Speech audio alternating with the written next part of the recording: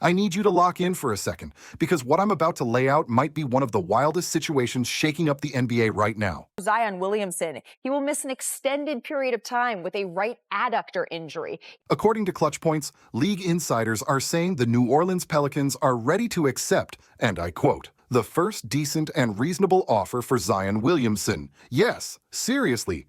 Let that sink in for a minute. We're talking about the #1 pick in the 2019 draft, a two-time All-Star, a forward who was hyped as the most explosive, entertaining talent to enter the league since LeBron James. Nobody wants to be on the floor more than Zion. This guy loves the game, loves his city. This is a brotherhood. This is a family, and that's what we're going to lean into. Nobody's feeling sorry for us. We're not feeling sorry for anybody. We get back to work. It's time to go. A player built like a real-life cheat code, and now the Pelicans are basically ready to hand him over to whoever shows up with an offer that simply isn't terrible. But here's where it gets truly wild. This season was supposed to be Zion's full comeback, his clean slate, his big reset. The man showed up looking like he had transformed his entire lifestyle.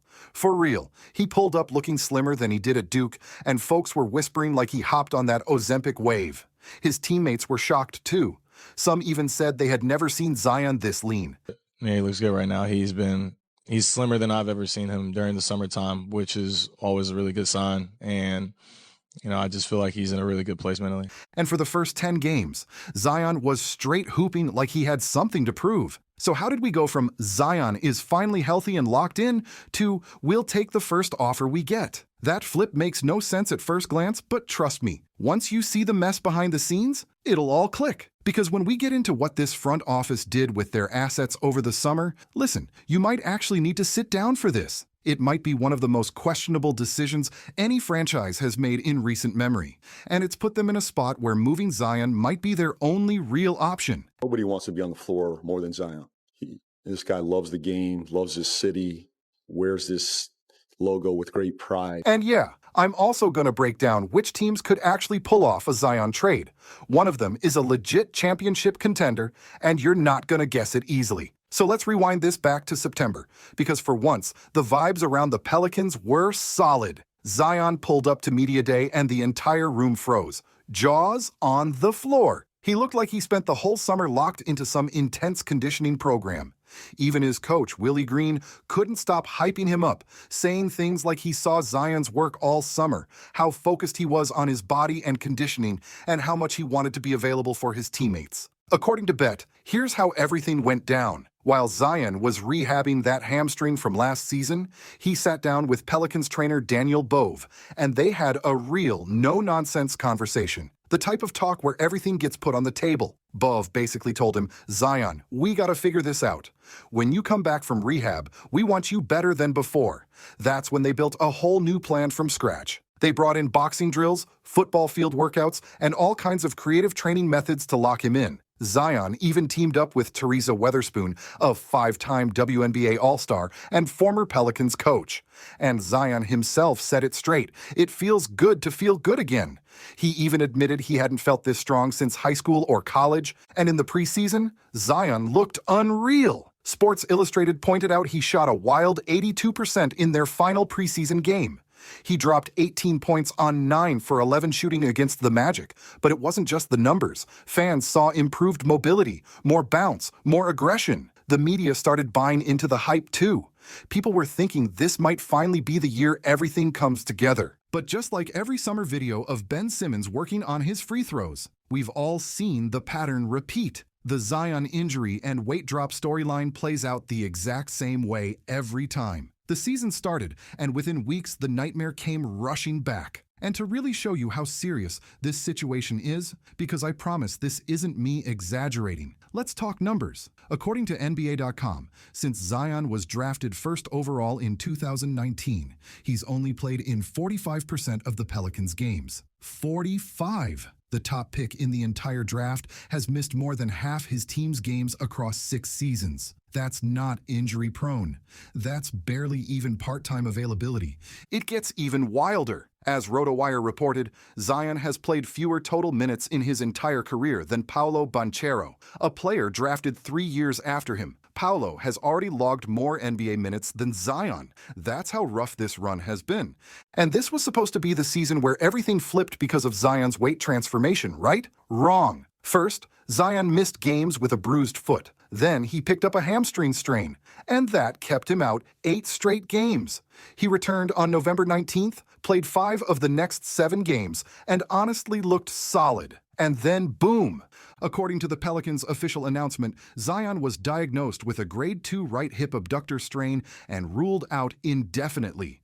They won't even reevaluate him for at least 3 weeks. Shams Charania reported he likely won't return until late December, maybe even early 2026. And here's the part that blows people's minds. ESPN's Bobby Marks highlighted that after Zion played a career-high 70 games in the 2023-24 season, he's only appeared in 40 games total in the 2 seasons since. He's played 30 or fewer games in 4 of his 6 NBA seasons. The only time he cleared 60 games was that 2023-2024 year, and even then he got hurt in the play-in and missed the entire playoff matchup against OKC. But when Zion does suit up, the production is legit. This season, he averaged 22.1 points, 5.6 rebounds, and 4 assists. Solid numbers across the board. But he only appeared in 10 of the first 22 games. And that's the Zion story in one sentence. Dominant when healthy, but almost never available. Even the new interim coach, James Borrego, tried to stay optimistic.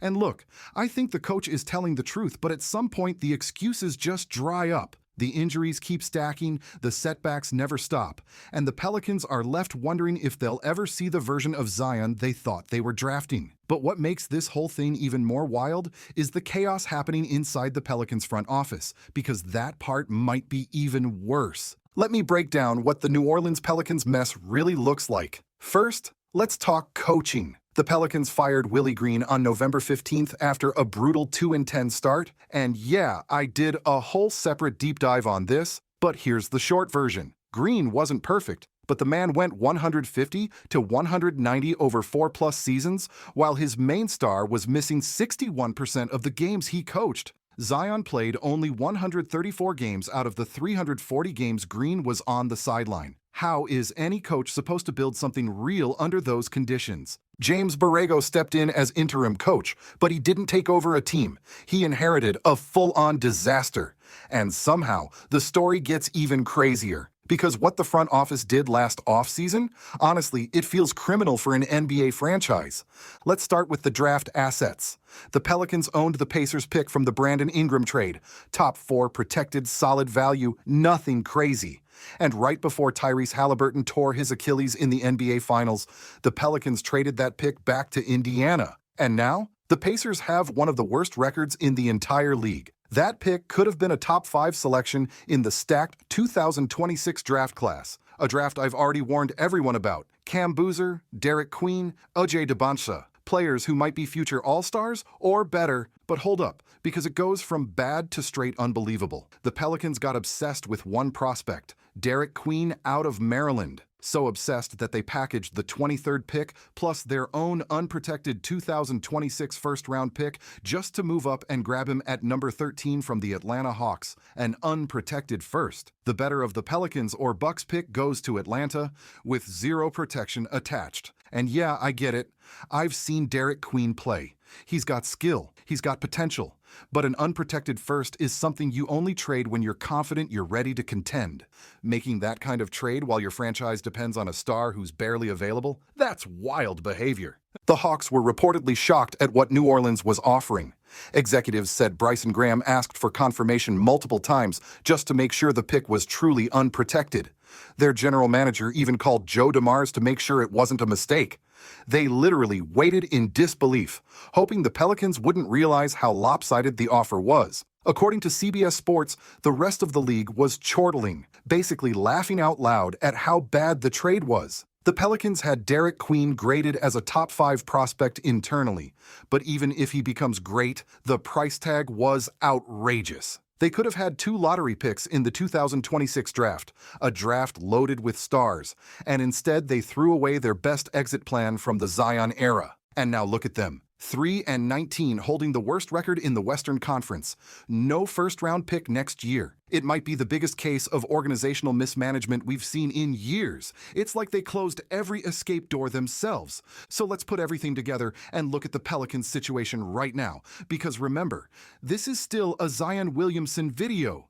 The team is 3-19 with the worst record in the West. They've lost 13 of their last 14 games. Their point differential is horrible, battling the Wizards for the league's worst record. And it's not just Zion. The whole roster is falling apart. DeJounte Murray, the guy they traded Dyson Daniels and 2 first-round picks for, tore his Achilles last January and is still rehabbing. He hasn't played a minute this season.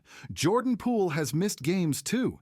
Injuries have wrecked the whole roster. And to make the pain worse, Dyson Daniels, the player they gave up for Murray, went to Atlanta, won Most Improved Player, and made an all-defensive team. This team didn't just lose a trade, they handed Atlanta the beginning of a dynasty. It's wild to even say this out loud, but that's enough about the Pelicans' collapse. I just needed you to fully see why they're even thinking about moving Zion Williamson. But here's the real kicker. His contract situation is straight up unbelievable. Zion signed a 5-year, $197 million extension back in 2022.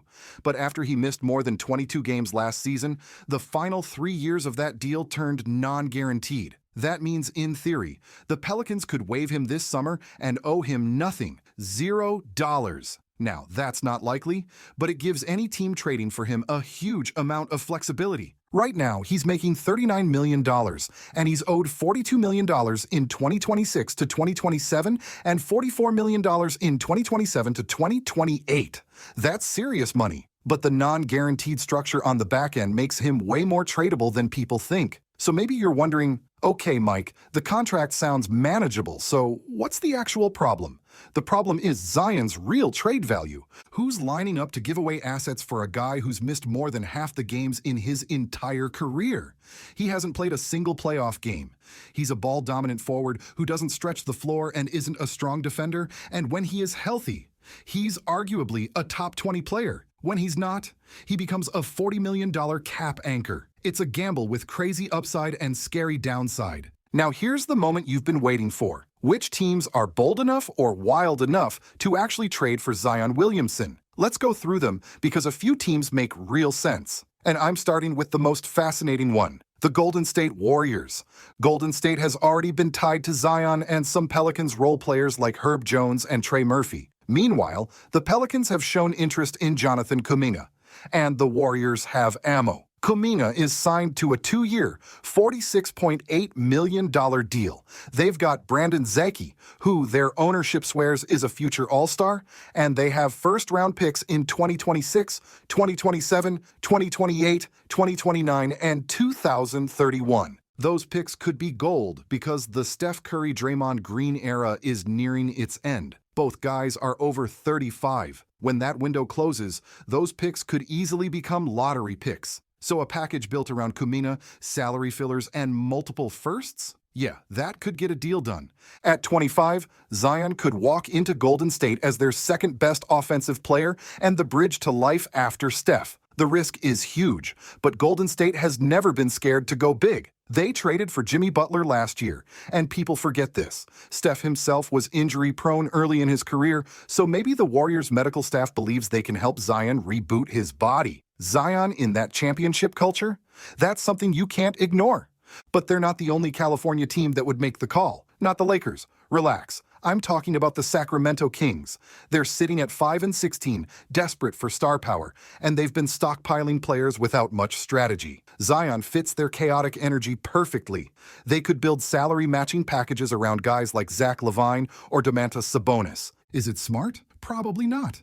Would the Kings do it anyway? It feels exactly like something Sacramento would try. Another team? The Charlotte Hornets. Zion was tied to them a couple off-seasons ago, and a LaMelo Ball-Zion pairing would be pure entertainment. When both are available, of course. That's the catch. LaMelo is already injury-prone, and pairing him with Zion is definitely risky. But the highlights would be insane if they could stay on the court. Charlotte could throw together a package around Colin Sexton's expiring deal, younger pieces, and some picks. And it'd be a homecoming vibe for Zion. He grew up right across the border in South Carolina. Here's the real bottom line on Zion. The talent is not the issue. When he's locked in and healthy, he's unstoppable. 24.6 points per game on ridiculous efficiency, 66.5% in the restricted area, two-time All-Star, and one of the best downhill forces in the league. But the availability problems have completely hijacked what could have been a legendary career. He's played just 224 regular season games in 6 years. He's missed more games than he's played. And everyone knows the truth. The best ability in the league is availability. And Zion just hasn't had it. So tell me in the comments, what's the future for Zion Williamson? Is this the end of his time in New Orleans? And if you enjoyed this breakdown, make sure to like the video, hit that subscribe button, and I'll see you on the next one.